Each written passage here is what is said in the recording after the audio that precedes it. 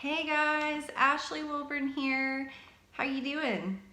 You hanging in there? I know this is typically our crazy busy time and we're all running around with chickens with their heads cut off, wishing we had more hours in the day and more coffee, but it's a little bit different this year. We're all quarantined in our house.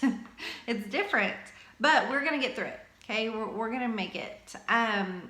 I've had this on my heart for a few days and I just feel like I need to share this with you guys, and I really want you to pass this on to other agents in your office. So we are getting wind that there are some agents that are promoting buy a house now, you don't have to make a payment for 6 months to a year, you can file for forbearance. Oh boy. Okay, so in the short term, that may seem like somewhat of a positive for people that don't really understand what forbearance truly is.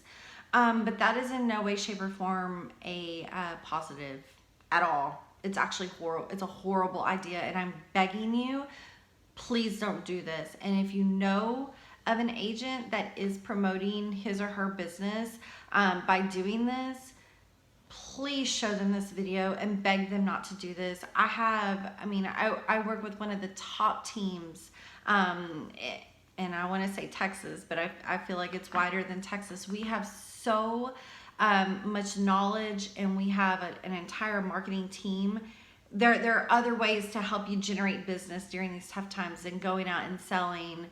Buy a house now, you don't have to make a payment for 6 months to a year. Just don't, because here's what's gonna happen, guys. Number one, if somebody goes into forbearance after they buy a house and they do not make their very first house payment, here's what happens on the lending side. And I'm gonna go a little bit deep, so just hang with me. But if they don't make their first payment, that loan is no longer resellable.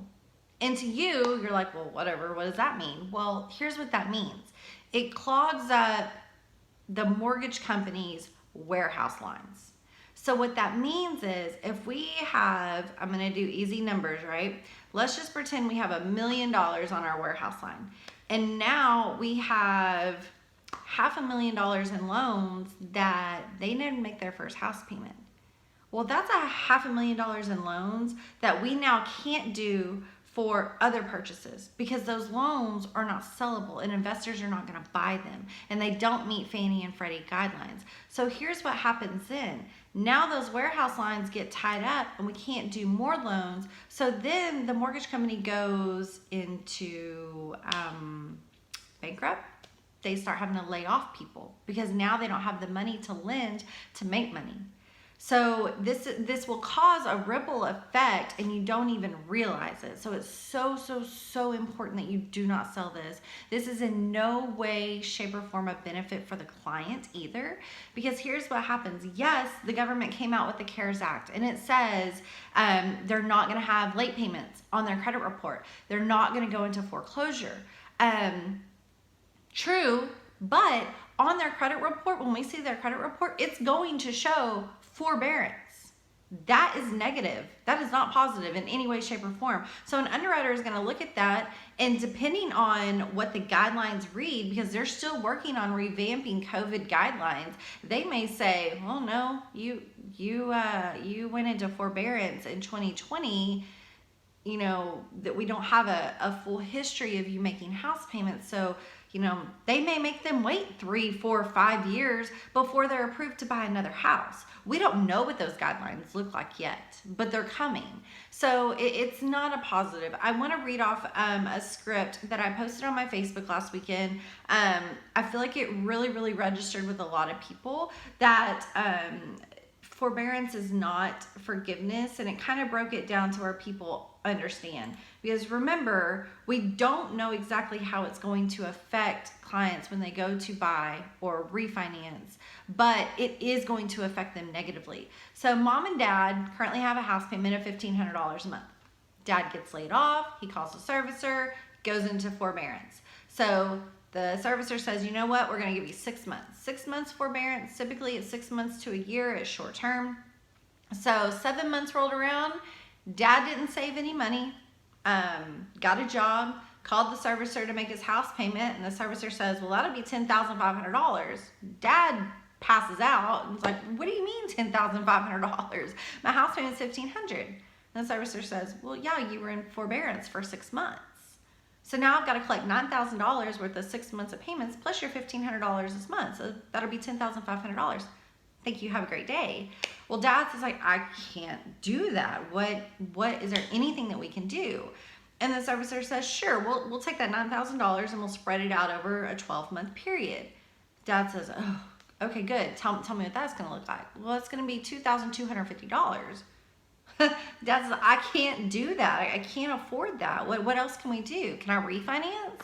Servicer says, no, you went into forbearance. So that's one way to look at forbearance.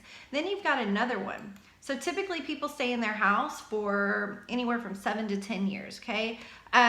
You have your pipeline, and I'm sure you have your calls that you make for people that have been in their home for 5 years. Hey, you looking to, buy a bigger house with your family? Are you looking to downsize? Whatever. Well, so let's talk about with that. Typically people go up in value. They buy starter homes and they go up, and then when they get older, they buy down. But let's just pretend when they started the process, they had a $300,000 loan, interest rate of 4%. Year 10 rolls around, they're ready to sell their house. When you do their net sheet, their mortgage balance should be $236,352. So they're like, man, I got a lot of equity in the home. So they go shop and they look for the perfect house that they want. But then whenever we order the payoff, well, the balance is actually $243,920. So that's a difference of $7,500. Well, that's a lot of money. That's money that they were using to put down to get their debt to income ratio down. Or that's money that they were putting down to get the LTV low so they don't have to have mortgage insurance. Well, now the deal may be dead because of just those two things. So this may not affect you right now, but in the future, it can affect you negatively. So I'm trying to put this out into the universe. Forbearance is not the answer. We have other options here. Your loan officer needs to be knowledgeable. I'm here to help. I'm here to give you as much information as possible. I want to be that source of knowledge for you. So if you know somebody who is thinking about filing for forbearance, please send them my way. There are other options that will not have a negative effect, and it will continue to help them build wealth, not put them in a hole. So if you, like I said, if you know anyone, if you have any real estate agents that need to start hearing this information all the time, I feel like I share lots of really good, valuable information. Please send them my way. I'd love to add them to the list just so they can hear this stuff over and over and help direct your clients, because guys, let's face it, we are the go-tos, right? I know people are probably coming to you right now asking you, what should I do? What should I do? So please don't encourage forbearance. Don't go out selling, buy a house now, pay later, because it's not going to help any of us in the future. Today, I believe there is a Facebook training on ways to help generate business. I believe it's today. I'll triple check that. But I'm gonna put the link in the email. So guys, there's lots of ways to promote business. Just let's not promote forbearance together, okay? Hope you have an amazing week. For those, there are still people that are still buying houses. So reach out to those, your nurses, your doctors, janitors, restaurant owners, fast food, grocery store. I mean, they're still, we are seeing guidelines start to loosen up again. So we went to temporary safe mode. We've already dropped our credit score requirement down to 640. We were at 660. So we're going to see it change a little bit. This is just a trying time, and we're all trying to make it together, and we will. So hope you have a great weekend, and I'll talk to you soon. Bye.